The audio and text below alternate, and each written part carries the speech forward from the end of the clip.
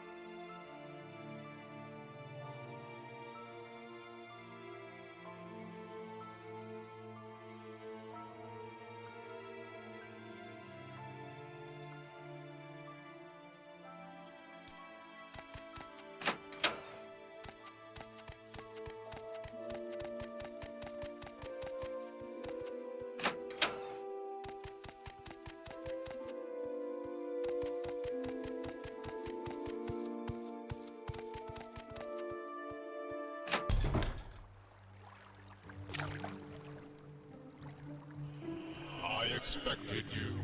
We have business, you and I. When I was young like you, I was very impatient, so I will keep our business short. Then, later, there may be time for other things. First, I propose to remove my curse upon the Nerevarine, end the persecution of the dissident priests, and proclaim to all Morrowind that you are the incarnate and Nerevarine, the prophesied savior of Morrowind, and the last hope to withstand the menace of Daggothor and the Sixth House. These things I will do, whether you wish or not.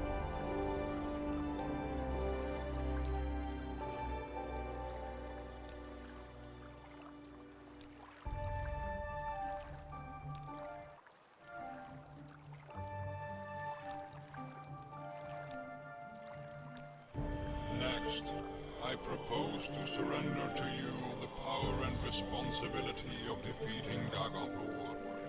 You may choose to refuse. I will not compel you. You will receive the power as a gift in the form of an artifact called Wraithguard. You may accept the gift, then do with it as you will. You will receive the responsibility as an oath. You may give your oath, then keep it or break it as you like. First, will you accept Wraithguard as a gift? Good. Sensible of you. And now will you give your oath before all gods and men, before all spirits visible and invisible, before my honor and your honor, to dedicate yourself and Wraithguard to the defeat and destruction of Daggothor, and the preservation of Morrowind and its people. Not very sensible, but very good. I was hoping for someone who would have no hesitations about making such an oath. You will now have a brief momentary sensation of time passing. Don't be alarmed. You are being taken out of time in order to avoid the unpleasant experience of learning how to use Wraithguard. It will be over before... There is a brief sensation of motion in total darkness, floating but without a sense of weight or direction. You know it now. I will notify the temple that you are our champion. There shall be no more persecution of the dissident priests, and I hope both sides shall swiftly be reconciled. We have time for questions if you like, or you may leave as you wish. But I think there are at least two things you ought to know before you leave. How to use Wraithguard, and how to defeat Daggothor. know. Where is Daggothur? What are Daggothur's plans? Who are Daggothur's servants? Who is Daggothur? What are Daggothur's powers? What is known about Daggothur's defenses? How can I prepare for battle against Daggothur? Who can help? Daggothur has never ventured out of the Heart Chamber, the place on the Red Mountain where the heart of Lorkhan lies. It is there, or nearby, that he is constructing a new god, Akula Khan, also known as Second Numidian.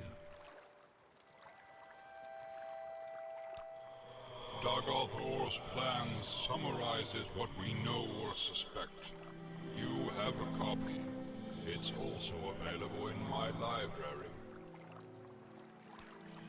Chief among his servants are his 7 brothers, the Ash Vampires, powerful Heart-Wights and cunning sorcerers of old. These creatures appear to die, but always are revived at the heart. Somehow Daggothur has conferred some portion of his immortality upon them, or perhaps they sustain themselves through more conventional sorcery. Daggothur is the former Lord High Counselor of House Daggoth. He was of Lord Nerevar's generation, older than we, and a mighty sorcerer and enchanter in life. In his sustained shadowy mortality, he appears to be a highly intelligent, severely deluded immortal monster with unparalleled supernatural abilities. He appears by turns lucid and deranged, compassionate and bestial, profoundly wise and profoundly disordered. In short, he is a mad god.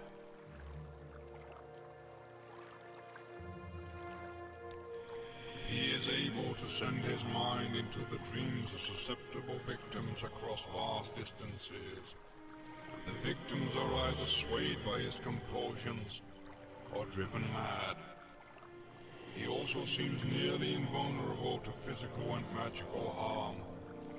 His flesh, and the flesh of his followers, evolves towards a mutable, magical form.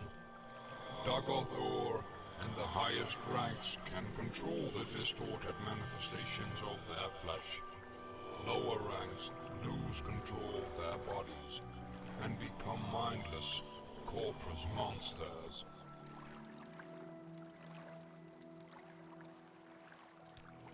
Confer with the Ordinators and Voyant Armigers, garrisoning Ghost Gate, for the latest information about the defenses of the citadels of Daggothur and his Heart-Wight kin. Prepare for war. Beyond the Ghost Fence, there are no safe places, no allies. Stockpile resources, plan for retreat and replenishment, quest for artifacts of power.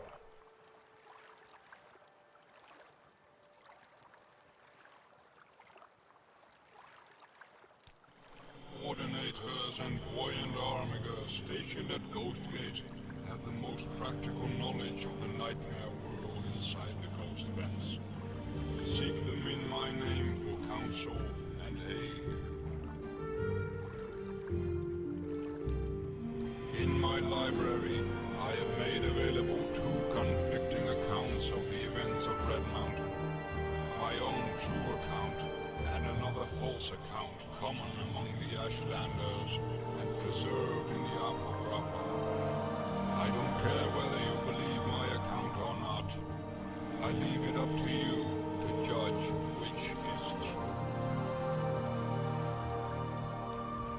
I want your trust and willing cooperation, so I've had the priests make copies of a number of documents. They're here for you to read or take with you. Take a look at them. Help yourself. To defeat Daggothor, go to Red Mountain to recover the artifact Hammer Sunder from Gate Citadel Vaminal. Then, recover the artifact Blade Keening from Gate Citadel Odorsal. Then, proceed with Great Guard, Sunder, and Keening to the Citadel Daggothor. Within the Citadel, find the heart of Lorkhan. Use the 3 artifacts to sever Daggothor's connection to the heart, and he will be destroyed, and the Blight ended on Morrowind. To destroy Daggothor, you must sever his connection with the heart of Lorkhan. To do this, strike the heart with the artifact Hammer Sunder once. Then, strike the heart more than once with the artifact Blade Keening. You must wear Ridgard, because you cannot handle either Sunder or Keening unless you are wearing Ridgard. That is the short, simple explanation. Here is the long, detailed explanation, written down for your convenience. Read it, study it, commit it to memory.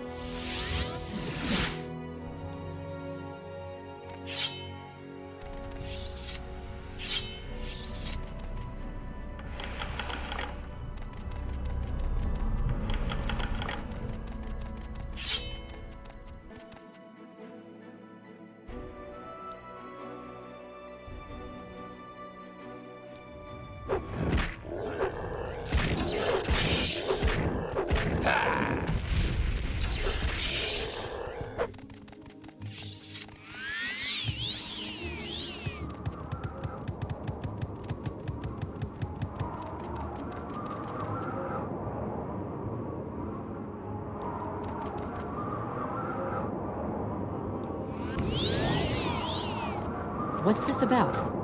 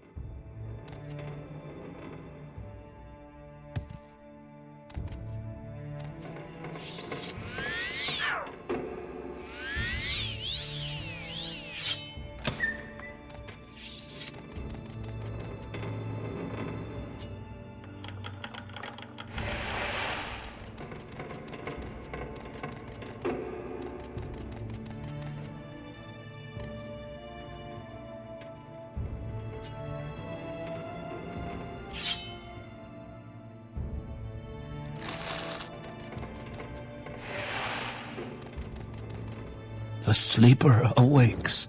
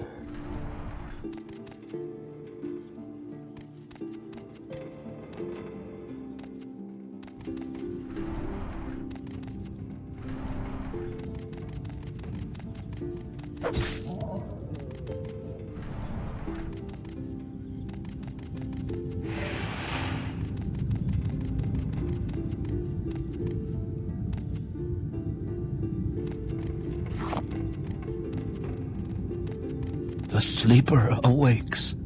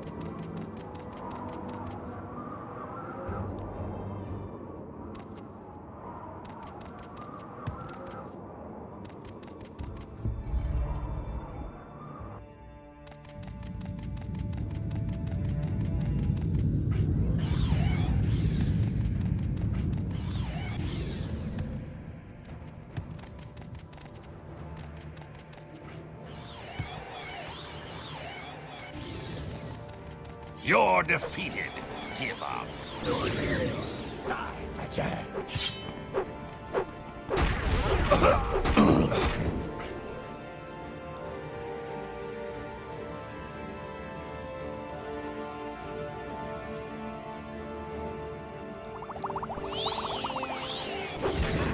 You will be disgraced for this.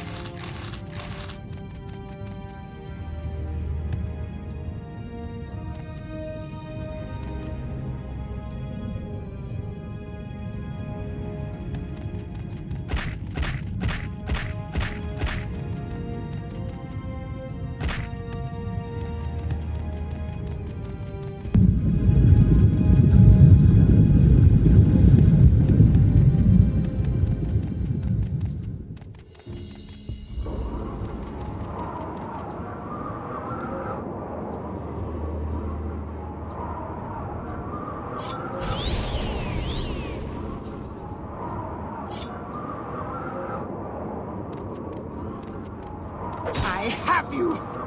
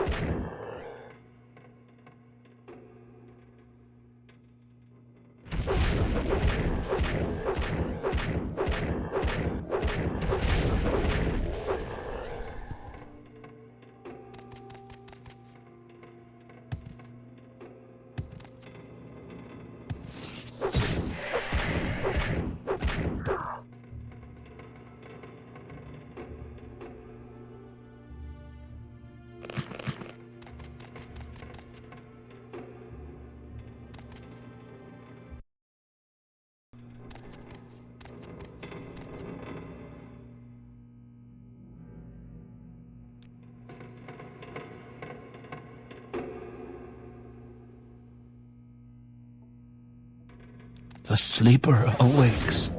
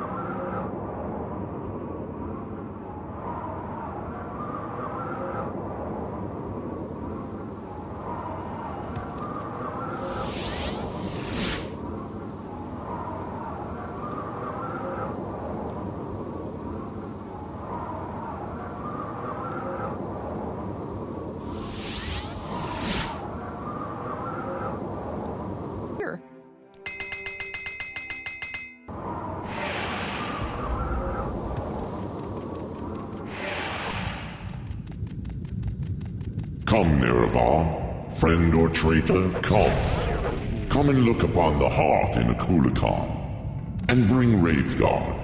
I have need of it. Come to the Heart Chamber. I wait for you there, where we last met countless ages ago.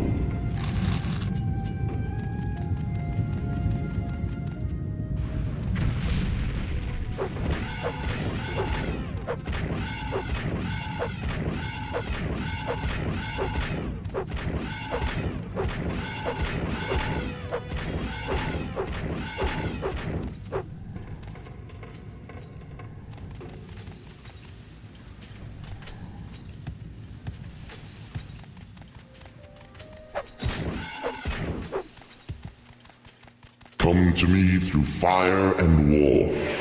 I welcome you.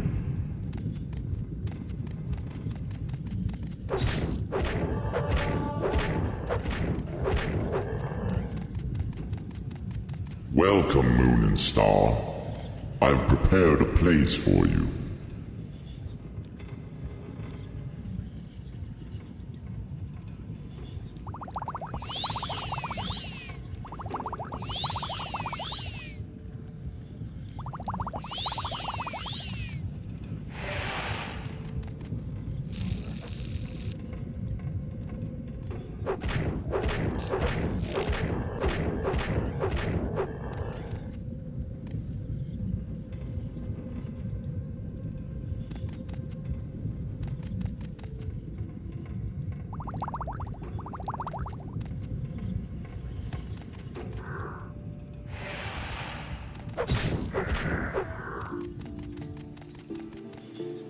Come, bring Wraithguard to the Heart Chamber.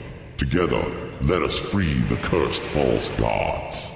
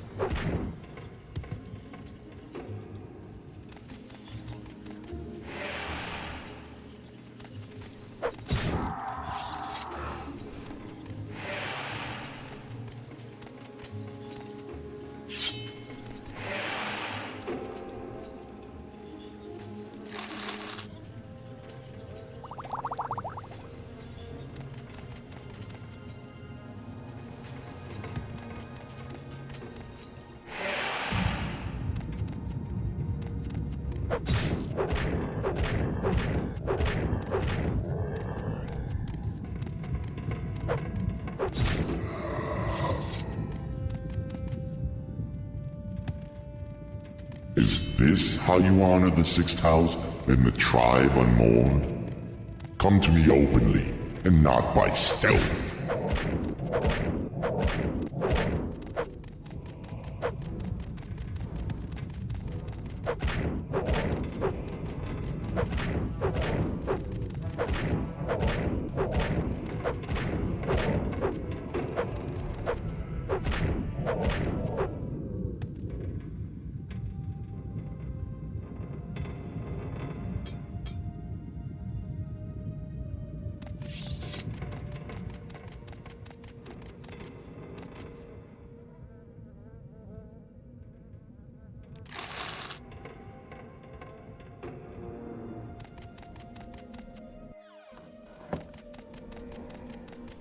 Welcome, Moon and Star, to this place where destiny is made. It began here. It will end here. Have you any parting words, or would you prefer to skip the speeches and get to our business? You are the challenger here after all, so to you goes the courtesy of the first blow. Now that you have come to me here, there can be but one result. Many times I have considered offering to share this place with you. I considered offering to accept your oath of service. You might try to buy my trust by giving me Wraithguard, Keening, and Sunder. I thought we might once again be friends, comrades, brothers in arms. But I have won this place in power by right of conquest.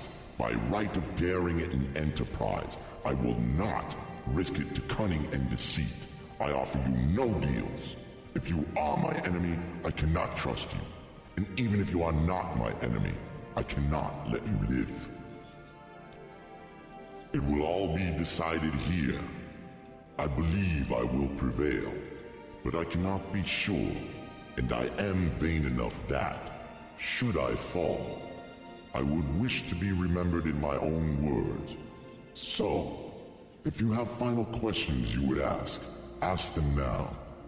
I have final questions I would ask you, if you would answer. My first question is, are you really Nerevar reborn? You are bold. I honor your independence. You are one to teach the gods their limits.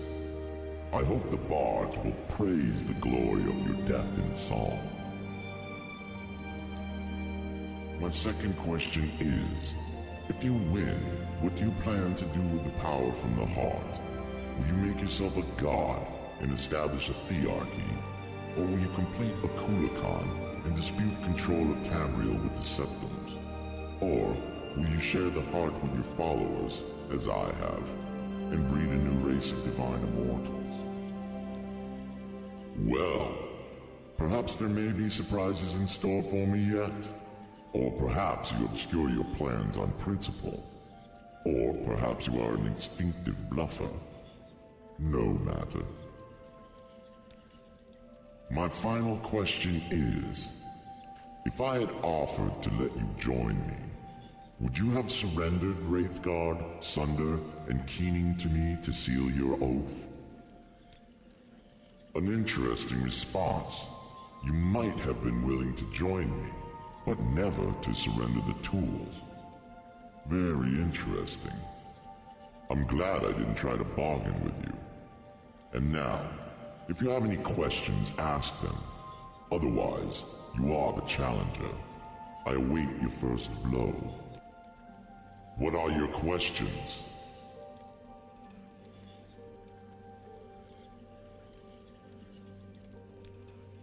A Kulakan will serve three purposes.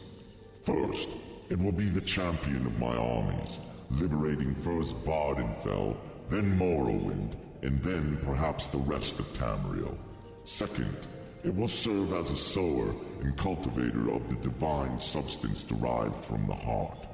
3, it will serve as the prominent banner and symbol of our cause, to defy the Empire, to liberate mortals from ancient superstitions, and to glorify our crusade against the gods. What are your questions?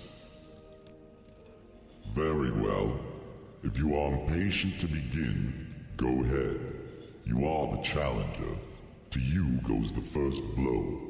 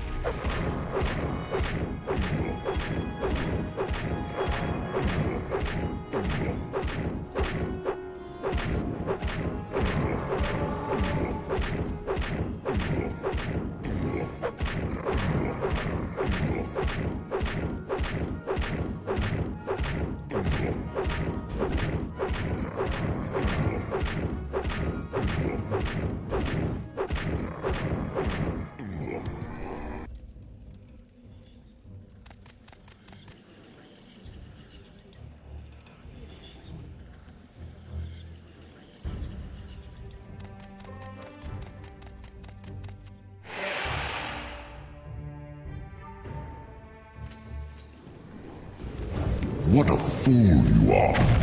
I'm a god. How can you kill a god? What a grand and intoxicating innocence. How could you be so naive? There is no escape.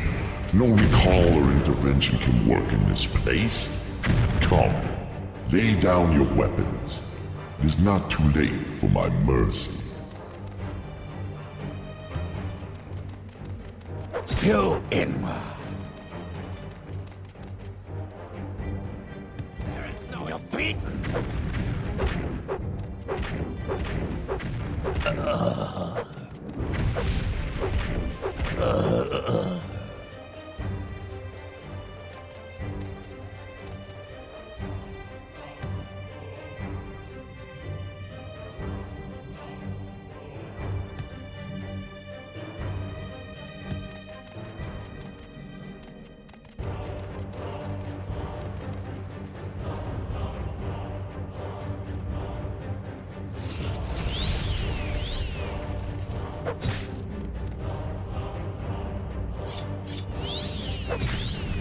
What are you doing? What are you doing? Stop. This is the end. The bitter, bitter end.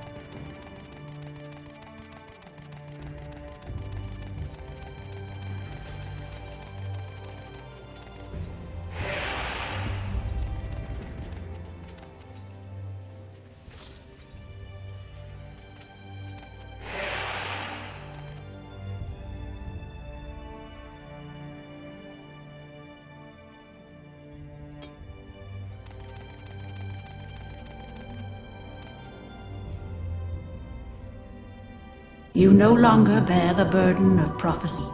You have achieved your destiny. You are free. The doomed Duima's folly, Lord Dagoth's temptation, the tribunal's seduction, the god's heart freed, the prophecy fulfilled. All fate sealed and sins redeemed. If you have pity, mourn the lost, but let the weeping cease. The blight is gone, and the sun's golden honey gilds the land. Hail, Savior, Hortator, and Nerevarine. Your people look to you for protection. Monster and villains, great and small, still threaten the people of Vardenfell. Enemies and evils abound, yet indomitable will might rid Morrowind of all its ills. For you, our thanks and blessing, our gift and token given. Come, take this thing from the hand of God.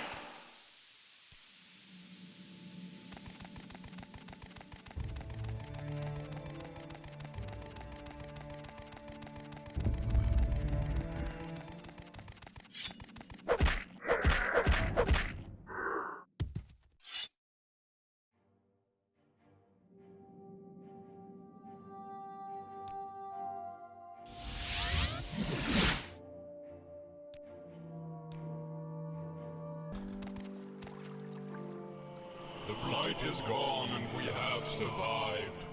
Now we must dedicate ourselves to rebuilding the temple. And you must dedicate yourself to your responsibilities as protector of Morrowind. We have lost our divine powers, but not altogether. Some token of the people's faith remains, and we shall dedicate it to rebuilding the temple. Now that Dagorthor is gone, we can turn our energies to the more humble needs of the people. It is good, honest work, and I believe there is redemption in it. There are still issues to be resolved between the temple and the dissident priests, and now that our greatest enemy is gone, we must reorganize the temple to meet the needs of the people. We have less need of ordinators, for example, and greater need of priests and healers and teachers. And we must find time to mourn and honor the dead. Without the power of the heart, our divine powers diminish. Our days as gods are numbered. I have told my priests that I shall withdraw from the world, and that the temple should be prepared for a change. We may be honored no longer as gods, but as saints and heroes. And the temple will return to the faith of our forefathers, the worship of our ancestors, and the three good Daedra, Azura, Mephala, and Bhutia. The missions and traditions of the temple must continue, but without its living gods. There is much to do. You still have Kagranak's tools, potent weapons, and the wit and experience of a proven hero. The tribunal and the temple are happy to you the duties of fighting the enemies of Morrowind. There are many blighted beasts and horrors that have survived, and must be hunted down and destroyed. There are lesser monsters and villains of all kinds who prey upon the people. There are unsolved mysteries and legendary treasures undiscovered. I'm sure you will find much to occupy you. Almalexia, Sothasil and I gained our divine powers from the heart of Lord Khan. And now we no longer have access to the heart, so we must lose our divinity. I have always worn my divinity lightly. Fundamentally, I am not at all a serious person, and I will not miss it. I have tried to do what was necessary. I am afraid I have done some harm. I assure you, I will be quite content to be a mere mortal again, dedicated to my own amusements. I do not hear from him since our defeat at Red Mountain. Truly, I scarcely ever heard from him. He is completely self-absorbed. Like myself, without the heart, his divine powers will diminish, but I doubt he will notice the loss. He is fascinated by the hidden world and its mysteries, and I doubt he even notices us most of the time. He was a god, and now he's dead. If one can truly kill a god. We don't communicate. Without the heart, our divine powers must diminish. She takes her divinity very seriously, and the loss weighs heavily on her. She tends to brood, and I fear she will do herself and others harm.